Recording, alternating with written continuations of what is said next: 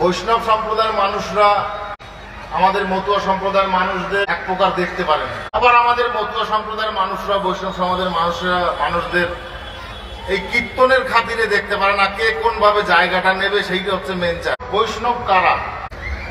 যারা বিষ্ণুর উপাসক তারাই তো বৈষ্ণব। আমরা কার উপাসক? আমরা সেই স্বয়ং হরিরই তো উপাসক, পূর্ণবঙ্গ হরির উপাসক। মাঝখানের এই যে ধর্মীয় দলাদলি আমাদের মধ্যে, এটা বন্ধ করা দরকার উভয় পক্ষ থেকে। ভগবানের থেকেও সময়ের বেশি মূল্য। কথাটা কেন বললাম? সময়ের অনুপাতে, সময় অনুসারে ভগবানকেও বারবার বিভিন্ন রূপে তাকে জন্মগ্রহণ করতে হয়েছে।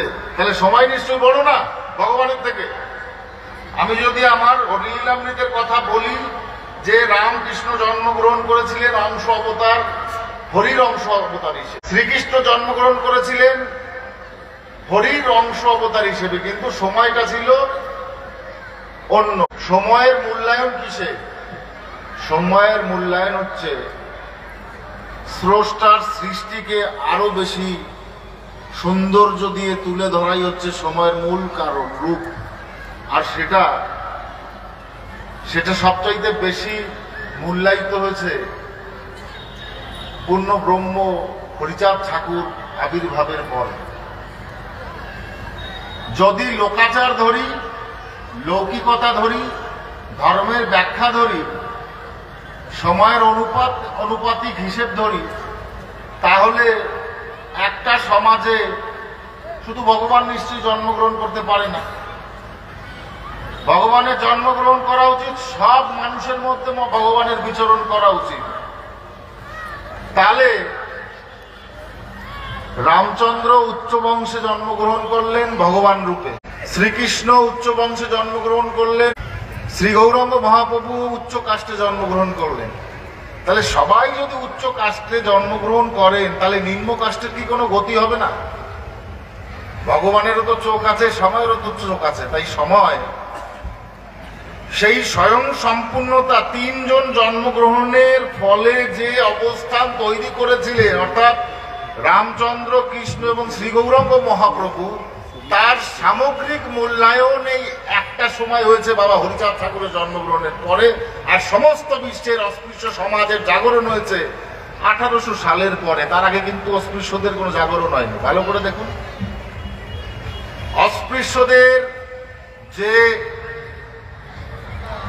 বাহ্যিক অর্থাৎ বহিরাগত যে আলোক প্রভা, এই আলোক প্রভা তৈরি হয়েছে এই সারা ভারতবর্ষে বলুন, সারা বিশ্বে বলুন, 1800 সালে হরিচাঁদ ঠাকুরের জন্মের পরে। তার আগে হয়নি কোথাও। আমেরিকায় কালো মানুষদের প্রতিও অত্যাচার করা হয়েছে, আফ্রিকায় কালো মানুষদের প্রতি অত্যাচার করা হয়েছে, মেচ্ছো মেলেশ্য যারা, তাদের বলা হয়েছে দাস, কৃতদাস বলা হয়েছে। তাহলে এই যে জন্মগ্রহণ করা, এই যে মূল্যবোধ বা মূল্যায়ন ধর্মের, আমরা একে ব্যতিক্রমী তৈরি করি। কিন্তু সময় বা ভগবানের রূপ বা তার যে কর্ম, তার যে প্রতিষ্ঠা, তার যে সৃষ্টি, সেটা কখনো ভুল ব্যাখ্যা বা ভুল মূল্যায়ন করে না। যে বিবাদ বা বিদ্বেষ আজকে বিশ্বজুড়ে হয়েছে আমাদের ধর্মের উপরে বা আমাদের সমাজের উপরে, আজকে আপনারা দেখুন বঙ্গ প্রভিন্স অর্থাৎ বাংলাদেশে এই নমশূদ্র মতুয়ারা যদি হিন্দু ধর্মকে বাঁচিয়ে না রাখত, তাহলে আর কেউ ছিল না যে হিন্দু ধর্মকে ওই সময় পথে নেমে জাগরণের মাধ্যমে, সামাজিক জাগরণের মাধ্যমে এইভাবে সভা করে করে মানুষের কানের মধ্যে এই ধর্মের, এই সমাজের, এই ধর্মের যে মূল বৈশিষ্ট্য, সেই বৈশিষ্ট্যকে যদি কানে কানে পৌঁছে না দিত, এই ধর্ম বিভিন্ন ধর্মে রূপান্তরিত হতো। সে কথা কিন্তু কেউ বলবে না। বাংলাদেশে ভেরি রিসেন্ট, এই কিছুদিন আগে নড়াইল বলে একটা জায়গা আছে, আপনারা সকলে চেনেন। সেখানে আমাদের একটা নমশূদ্র মতুয়া পরিবার যারা আমাদের হরিচাঁদ ঠাকুরের আদর্শকে মেনে তার পিতৃবিয়োগে তারা সেই আচার বিচার অনুষ্ঠান করতে চায়। সেখানে একটা ফ্যামিলি, সেই গ্রামের উচ্চবর্ণীয় মানুষ, সে সমস্ত মানুষ একত্রিত করে সেই মানুষটিকে একঘরে করে দিয়েছে। সেই ঠাকুরের হরিমন্দিরের বারান্দায় বসে তাকে একঘরে করে দিয়েছে। কেন? সে নাকি হিন্দু ধর্মের রীতি মানছে না। হিন্দু ধর্মের রীতি কোনটা? হিন্দু ধর্মের রীতি কোনটা? কে বলতে পারবে হিন্দু ধর্মের রীতি কোনটা? হিন্দু তো কোনো ধর্মই নয়, বাস্তব ধর্ম তো সূক্ষ্ম সনাতন ধর্ম। সূক্ষ্ম সনাতন ধর্মের নীতি কি, আদর্শ কি? গারস্থ প্রশস্ত নীতি। আর সেই গারস্থ প্রশস্ত নীতি কেন? আপনাদের ভালো করে আমি এই বিষয়টা বুঝাবো। আমরা সকলে আমাদের গোত্র বলি না, যে কেউ কি কাশ্যপ গোত্র, কেউ সান্ডিল্যগ্রস্ত বিভিন্ন এই যে গোত্র, সেই গোত্রের কথা বলি না? তাহলে এই গোত্রের কথা কেন বলি? সেই যে সপ্ত ঋষি বা সপ্ত মুনির কথা, তাদের দ্বারাই তো আমাদের সৃষ্টি। তাহলে তারা যদি গৃহস্থ জীবন পালন না করতেন, তাহলে আমাদের এই গোত্র আসতো কোত্থেকে? তাহলে গারস্থ প্রশস্ত নীতির উপরে জীবনে কোনো নীতি আছে? মধ্যবর্তী অবস্থানে মাঝখানে কিছু বৈদিক লোক ঢুকে এই সূক্ষ্ম সনাতন ধর্মের রীতিকে বিকৃত করে তাদের বৈদেশিক একটা রীতি অনুশীলন করে আমাদের মধ্যে প্রচার করতে চায়, আর সেটাকে হিন্দু ধর্ম বা সনাতন ধর্ম রূপে বলতে চায়। কিন্তু বাস্তবে ওটা সনাতন ধর্ম নয়। বাস্তবে সনাতন ধর্ম হচ্ছে গৃহেতে থাকিয়া যার হয় ভাবুদয়, সেই যে পরম সাধু জানিবে নিশ্চয়। সাধু আলাদাভাবে ওই পাহাড়ে বা জঙ্গলে গিয়ে সাধু হওয়া যায় না। গারস্থ জীবন পালনের মধ্যে দিয়ে তার মধ্যে ভাব উদয় হলে যে সাধু হয়। এখন গারস্থ জীবন পালন করার মধ্যে আমি যদি ব্যভিচারে লিপ্ত হয়ে যাই, আমি যদি অনাচারে লিপ্ত হয়ে যাই, তাহলে আমার ভিতরে সাধুত্ব থাকবে না। গারস্থ জীবন এই কারণে প্রয়োজন যে সৃষ্টি ছাড়া পৃথিবীর এই রূপ, পৃথিবীর আদর্শ, এই আলোক জগৎ, এই সৌন্দর্যের কোনো বিকাশ বা ব্যক্ত করার কোনো বস্তু বা কোনো জীব যদি না থাকে, তাহলে এর কোনো মূল্যায়ন নেই। ঠিক তো? আমার যদি সন্তান সন্ততি না হয়, এই এলাকায় কারুর সন্তান সন্ততি হলো না, এই জেনারেশনের পরে খতম হয়ে যাবে না? তাহলে এই পৃথিবীর যে বস্তুবাচক অবস্থান, ফুল গাছপালা, এটা আমি শুনেছি বৈজ্ঞানিক রূপে যে এর ভিতরে প্রাণ আছে, কিন্তু সে যেহেতু স্থির, তাই আমার কাছে প্রথম দেখায় সে বস্তুবাচকই হবে। তাহলে বস্তুবাচক অবস্থানের পরিব্যক্তি হবে কি করে, তার ব্যাখ্যা হবে কি করে, কার মাধ্যমে, যদি সৃষ্টি যদি বিনাশ হয়ে যায়? আমি বলছি না যে সন্ন্যাস জীবনের প্রয়োজন নেই, গারস্থ জীবনের ব্রহ্মচর্য জীবনের প্রয়োজন নেই, আমি বলছি না, কিন্তু সেটা সময় উপযোগী। ঠিক এই রাম, শ্রীকৃষ্ণ, শ্রী গৌরাঙ্গ মহাপ্রভু যাদের সময় অনুসারে এদেরকে ধরাধামে আসতে হয়েছে, এদের সর্বক্ষণের জন্য এদের ধরাধামে আসার প্রয়োজন পড়েনি। আর তারা সবাই স্বয়ং হরির উপাসক। আর সেই স্বয়ং হরিকে ক্ষীরোৎসাহী, দেখবেন হরিচাঁদ ঠাকুরের মূর্তির এই ডান পাশে ক্ষীরোৎসাহী মূর্তি আছে না? হ্যাঁ, কেন ক্ষীরোৎসাহী মূর্তি দেওয়া হয়? ওই ক্ষীরোৎসাহী যে জগৎ রক্ষা করে যিনি, সেই স্বয়ং বিষ্ণু, সেই স্বয়ং বিষ্ণুই হলেন সেই শ্রী পূর্ণ ব্রহ্ম শ্রী শ্রী হরিচাঁদ ঠাকুর। পূর্ণ ব্রহ্ম কেন? সব গুণের অধিকারী, যার যিনি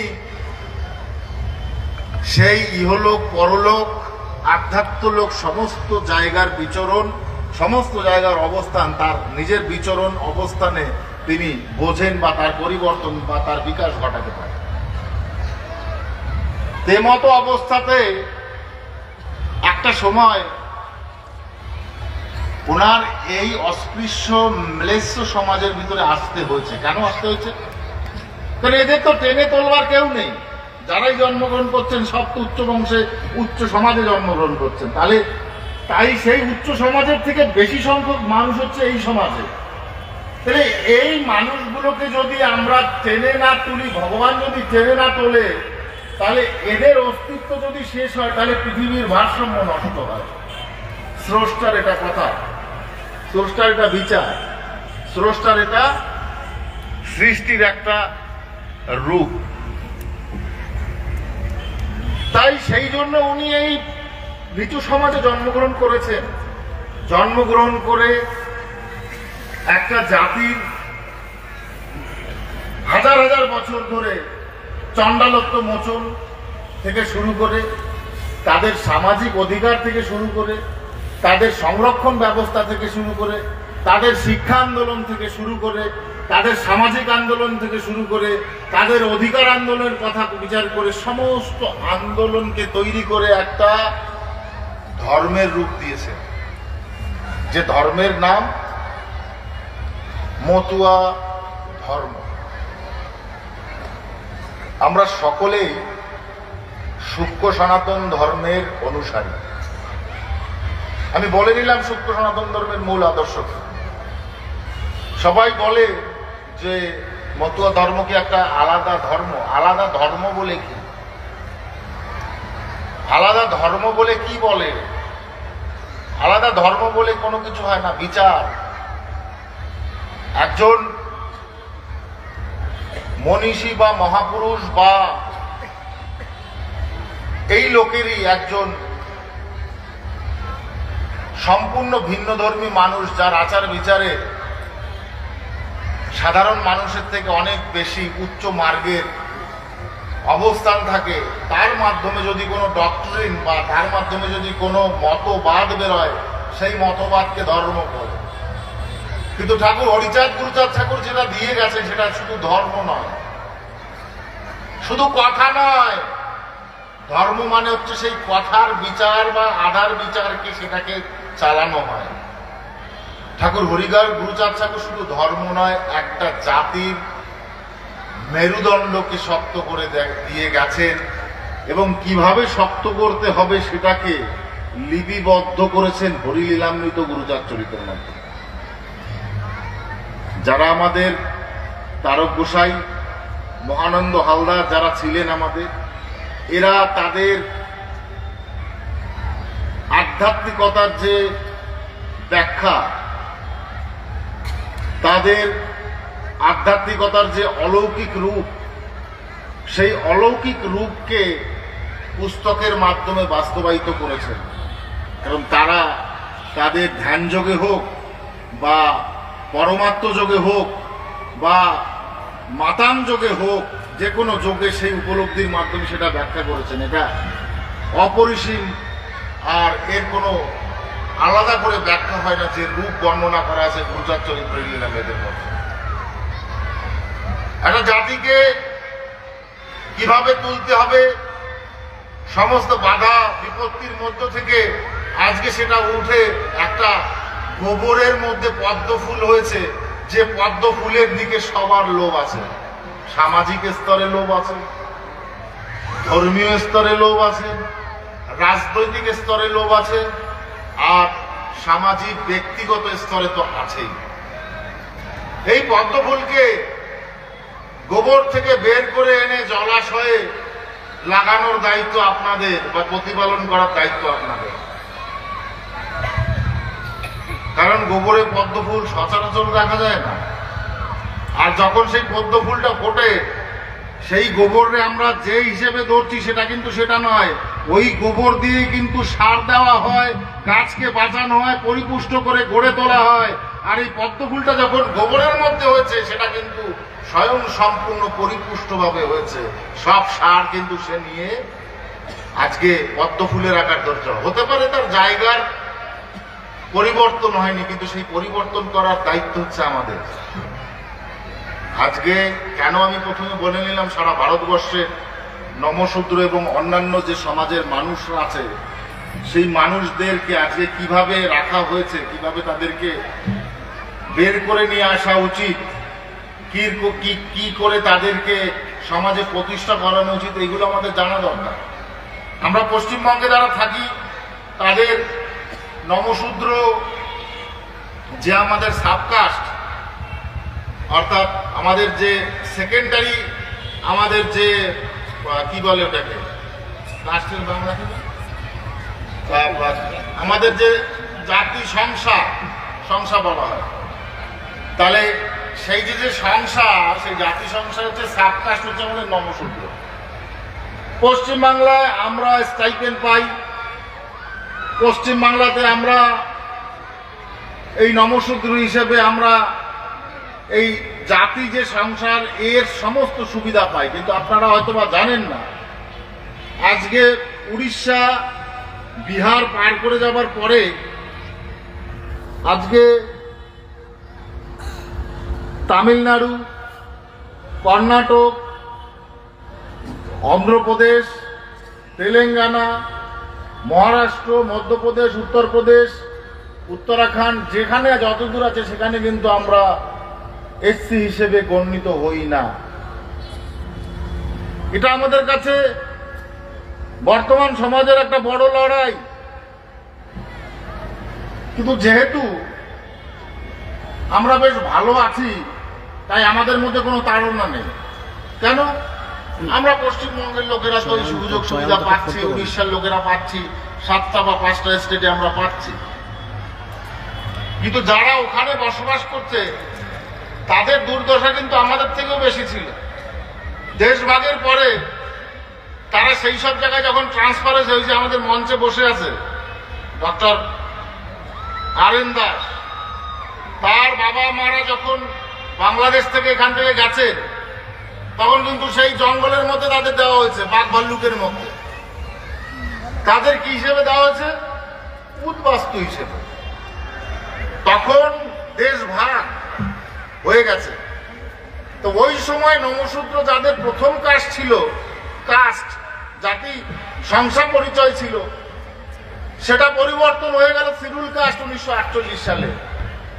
আমার প্রশ্ন ছিল এটা নিয়ে অনেকের কাছে, আমি এখন নাম বলবো না, যে যাদের প্রথম কাস্ট নমশূদ্র ছিল তারা সেই নমশূদ্র কাস্ট এখন সারা ভারতবর্ষের মধ্যে, ঠিক আছে, এই সম্প্রদায়ের মানুষের মধ্যেই সীমাবদ্ধ এবং সেখানে সেকেন্ডারি কাস্ট হিসেবে হয়ে গেছে। তাহলে সেকেন্ডারি কাস্ট হিসেবে যদি হয়ে যায়, তাহলে ভারতবর্ষের যে কোনো জায়গাতে তারা শিডিউল কাস্ট হিসেবে পরিচিত হওয়ার কথা। এখানে একটা বড় রাজনৈতিক চক্রান্ত চলছে। এই রাজনৈতিক চক্রান্তকে ভেঙে দিয়ে আমাদেরকে বড় আন্দোলন গড়ে তুলতে হবে। দেখুন, আমরা সারা পশ্চিমবঙ্গ জুড়ে প্রায় 1.5-2 কোটি মানুষ আছি। সারা ভারতবর্ষে আমরা 4-5 কোটি মানুষ আছি। আমরা যদি সামাজিক ভাবে একত্রিত না হই, সামাজিকভাবে যদি আমরা সংঘবদ্ধ না হই, ধর্মীয়ভাবে যদি আমরা সংঘবদ্ধ না হই, তাহলে কিন্তু আমাদের বিভিন্ন সংগঠন এবং বিভিন্ন বর্ণের মানুষরা চক্রান্ত করে আমাদের ডিভাইড করার চেষ্টা করবে এবং করছে। সেটা একমাত্র ব্যতিক্রমী সংগঠন হচ্ছে অল ইন্ডিয়া মতুয়া মহাসংঘ, যার কাজ দুস্থ, নিপীড়িত, নিষ্পেষিত মানুষকে একত্রিত করে তাদেরকে জীবনে বা সামাজিক রূপে তাদেরকে স্বীকৃত করে গড়ে তোলা। তাই অল ইন্ডিয়া মতুয়া মহাসংঘের প্রয়াস থাকবে অনবদ্যভাবে এই কর্মের উপরে। আমরা চাইব যে সমস্ত স্তরের মতুয়া ধর্মাবলম্বী মানুষ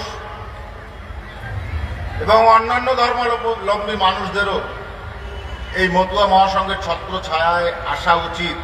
তাদের ধর্ম রক্ষার্থে, সামাজিক রক্ষার্থে, বর্ণ রক্ষার্থে। কেননা রাজনৈতিক প্রোপাগান্ডা এমন জায়গাতে পৌঁছচ্ছে, আগামী দিনে রাজনৈতিক প্রোপাগান্ডাই হয়ে দাঁড়াবে সাধারণ মানুষের ক্ষেত্রে সবচাইতে বেশি ভয়াবহ এবং দুর্বিষহ অবস্থা।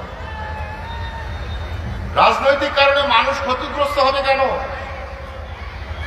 রাজনৈতিক কারণে মানুষের উপরে ব্যভিচার অনাচার হবে কেন?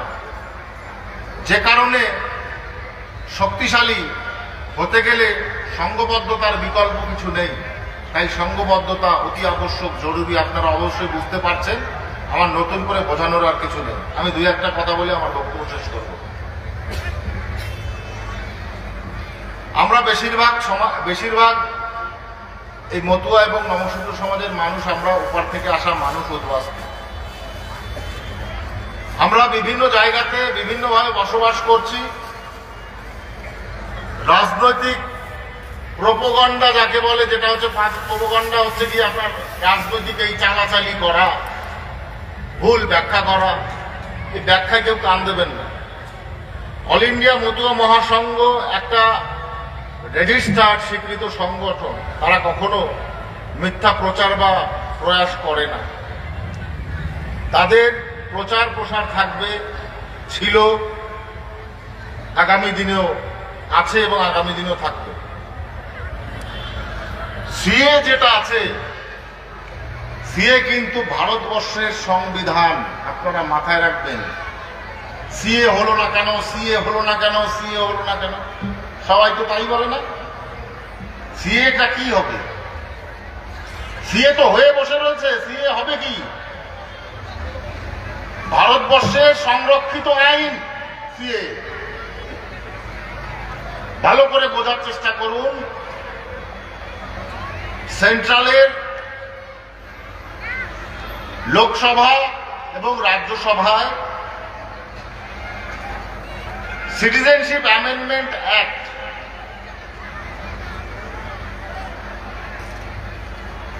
জাতীয় নাগরিক শংসাপত্র বা সংবিধান, এই সংবিধান ইতিমধ্যে দুটো লোকসভাতে, রাজ্যসভা লোকসভা দুটো জায়গাতে পাশ হয়ে রাষ্ট্রপতির সেটা স্বাক্ষর হয়ে সংবিধান হয়ে গেছে, অর্থাৎ সিএ কমপ্লিট।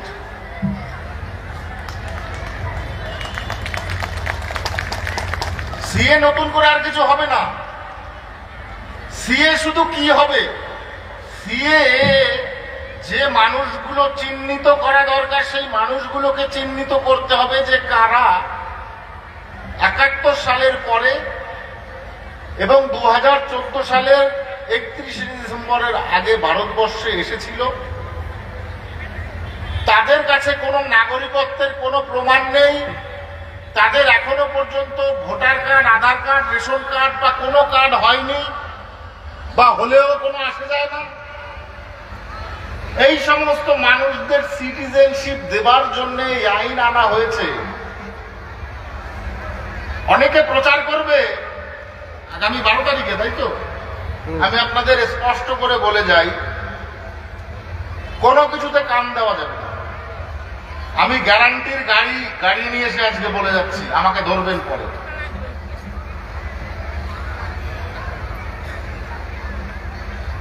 ভারত সরকার যে আইনটা তৈরি করেছে, সেই আইনের বিন্দু অর্থাৎ ক্লোজ গুলো আছে, ভালো করে শুনবেন।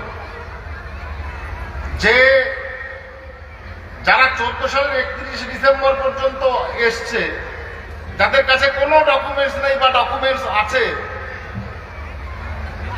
যারা সিটিজেনশিপের জন্য অ্যাপ্লাই করতে চান, তারা ভারতবর্ষের সিটিজেনশিপ অ্যাপ্লাইয়ের মাধ্যমে নাগরিকত্ব পাবেন। আপনার অ্যাপ্লিকেশন মানে হচ্ছে কি, আপনার কাছে কি শর্ত রাখছে নাকি?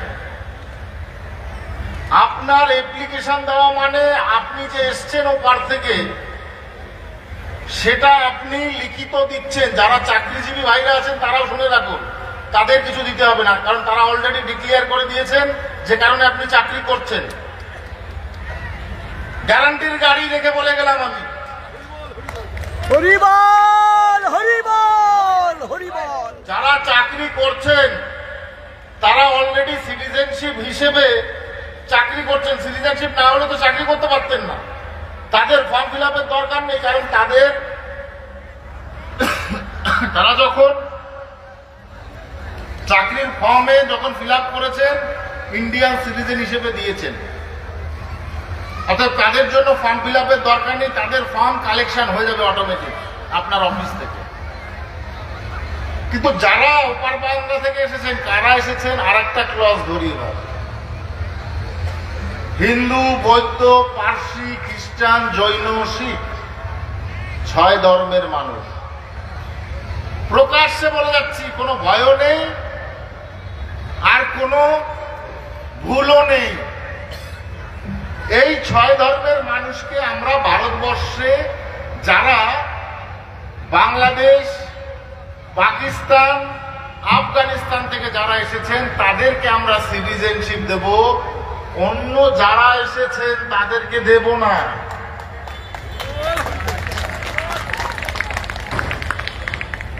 তাহলে যারা বলছে নিঃশর্ত নাগরিকত্ব দিতে হবে, তার মানে কি আমি ফর্ম ফিল আপ করবো না? আমি ফর্মে লিখবো না যে আমি হিন্দু, বৌদ্ধ, খ্রিস্টান, জৈন, শিখ, পার্সি, যে কেউ একজন লিখবো না আমি ফর্মে? তাহলে যে লোকটাকে আমি সিটিজেনশিপ দেবো না, সে লোকটারও বিনা শর্তে সিটিজেনশিপ দিয়ে দিতে হবে। আমার কি ভাঙাতে হবে? সে লোকটাকে ভাঙাবো না, ভাঙালে বাজে হবে। আপনারা বুঝতে পারছেন? যারা বোঝার তারা বুঝুক। যে 6 ধর্মের মানুষকে দেব, এর মধ্যে 1-2 ধর্ম হয়তো বা বাদ গেছে, তাকে দেব না সিটিজেনশিপ আমরা। ওপার থেকে এসছে যারা, তাহলে যারা হিন্দু, বৌদ্ধ, খ্রিস্টান, জৈন, পার্সি, শিখ, তারা নিশ্চয়ই তো ফর্ম ফিল আপ করবে যে আমি হিন্দু, আমার বাংলাদেশের অমুক জায়গাতে বাড়ি ছিল, আমি এত সালে এসছি। এখানে নিঃশর্ত আর শর্তের কি হলো? তাহলে যারা হ্যাঁ আমি মতুয়া, তাতেই হবে, তাতেই হবে। মতুয়া কার্ডে সারা ভারতবর্ষ করা যাবে। আবারও বলছি, মতুয়া কার্ডে সারা ভারতবর্ষ করা যাবে,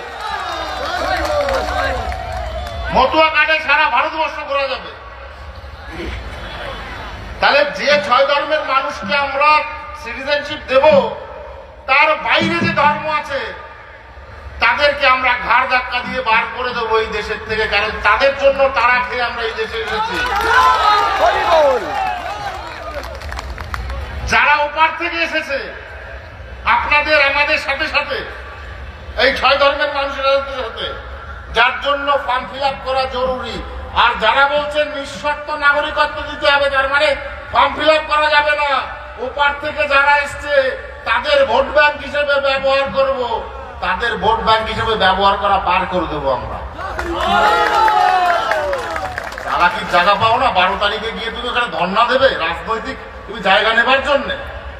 হ্যাঁ, আমি নাম বলবো না। আপনারা নিশ্চয়ই বুঝে গেছেন। তো ভারত সরকার যখন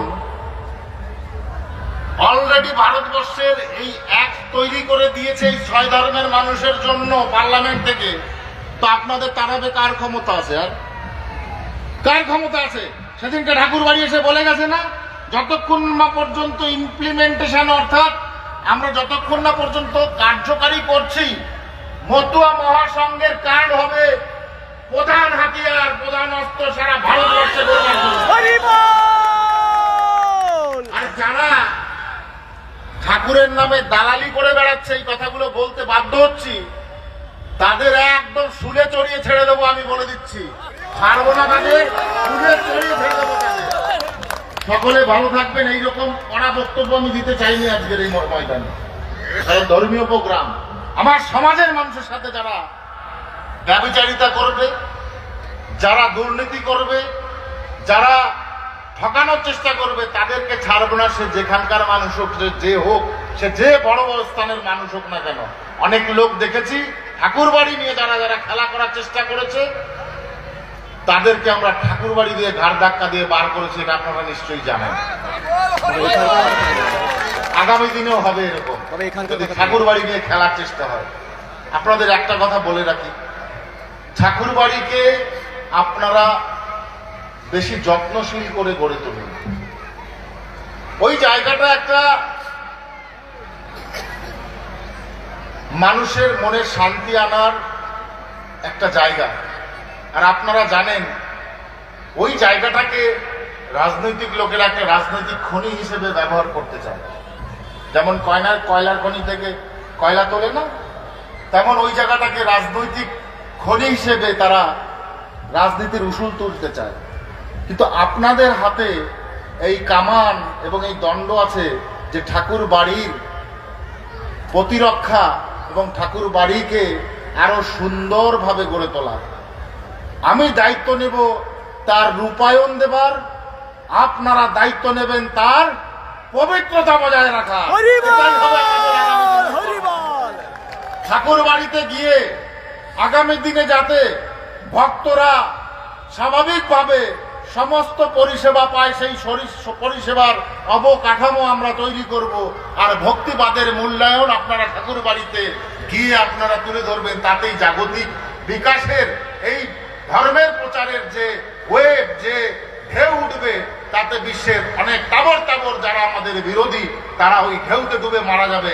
এটা আমার আগামী দিনের ইন্ট্রোস্পেকশন, আমার আগামী দিনের আত্মদর্শন। যদি এই পর্যায়ে আপনারা থাকতে পারেন, সঠিকভাবে থাকতে পারেন, তাহলে আপনাদের প্রগতি গতি ধারাকে কোনো ক্ষমতা নেই যারা বিকৃত করবে। আর স্বয়ং গুরুচাঁদ ঠাকুর তৎকালীন সময় এই ধারাকে একত্রিত করবার জন্য এই ধর্মের রূপ দিয়েছিলেন। কারণ ভারতবর্ষ হচ্ছে একটা ধর্মপ্রাণ দেশ। যে মানুষের ধর্মের অধিকার নেই, যে মানুষের সমাজের চলার অধিকার নেই, যে মানুষের সমাজের শিক্ষার অধিকার নেই, তাদের তো কেউ গণ্য করে না। আপনার কাছে অর্থ থাকলে আপনার কত বন্ধু, কত আত্মীয়, অপরিচিত আত্মীয় বলবে আমি অমুকের মায়ের, পিসির, দাদার, ভাইয়ের, বন্ধুর দাদা হয়ে আসবে আপনার কাছে, আমি কিন্তু আপনার আত্মীয়। আর আপনি যখন দারিদ্র সীমার নিচে থাকবেন, অতএব আপনার কাছে কেউ আসতে চাইবে না, কারণ আপনি তাদেরকে যত্ন করতে পারবেন না। এটা হচ্ছে সাধারণ পরিচয়। প্রচার ঠাকুর যার জন্য বলেছেন যে বাণিজ্যে বসতির লক্ষ্মী, তাই আর্থিক দিক দিয়ে সক্ষম হতে হবে। আর আর্থিক দিক দিয়ে আমরা তখনই সক্ষম হব যখন রাজদণ্ড আমাদের থাকবে। কারণ রাজদণ্ডেরই অধিকার আছে চাকরি দেওয়ার, রাজদণ্ডেরই অধিকার আছে সমাজকে একটা সুষ্ঠুভাবে ব্যালেন্স তৈরি করে আজকে সমাজকে চালানো। আমাদের সমাজের মানুষরা সবাই বর্ডার এরিয়ায় থাকবে, আর অন্য সমাজের মানুষরা সব শহরে বাস করবে, তাদের ইলাহি কাণ্ড থাকবে। এটা কেন হবে? বিকাশ ঘটান, বিপ্লব আনেন। বিপ্লব যতক্ষণ না আনবেন, বিপ্লবই আনে চেতনা, আর চেতনাই আনে পরিবর্তন। সেই পরিবর্তনের দ্বারা আগামীকে দেখতে চাই, সেই কামনা আপনাদের কাছে থাকলো। এই কামনার মূল উদ্দেশ্য, মতুয়া ধর্ম কিন্তু একটা বড় ধর্ম, বিপ্লব। এই সারা জীবনের প্রচেষ্টা যাদের যাদের আছে, যেমন ঠাকুর পরিবারের আছে, তেমন সাধু গুরু গোসাই পাগল দলপতি, এদের এক ঐকান্তিক প্রচেষ্টা ছাড়া আপনারা যদি আজকে এখানে এই মঞ্চের সামনে যদি আপনারা ভিড় না করতেন, আমার বক্তব্যের কোনো ভ্যালু থাকতো না, আমার বক্তব্যের কোনো শ্রোতা থাকতো না, আমার বক্তব্যের কোনো মিনিং অফ রিয়াকশন থাকতো না। আজকে মিনিং অফ রিয়াকশন বা মিনিং অফ অবজেক্ট তৈরি হচ্ছে, আপনারা আছেন তাই। আন্দোলন কিভাবে করতে হবে, আর সেই আন্দোলনকে বড়ভাবে গড়ে তুলতে গেলে আমাদের কিভাবে সংগঠন করতে হবে, আমরা সেটা সাংগঠনিক পদ্ধতিকে বোঝাবো, এইভাবে মাইকে চেঁচিয়ে নয়। আপনারা সকলে ভালো থাকবেন, সকলে সুস্থ থাকবেন। আমার মায়েরা অনেক অতি ধৈর্য ধরে আজকে এখানে শুনে নেন, বাবারা এখানে আছেন, আমার ভাইয়েরা বোনেরা সকলে এখানে উপস্থিত আছেন। আমি আমার যারা গুরুজন আছে তাদের প্রতি আমার প্রণাম জানাই, প্রণাম জানিয়ে আমার বক্তব্য শেষ করলাম। জয় হরি।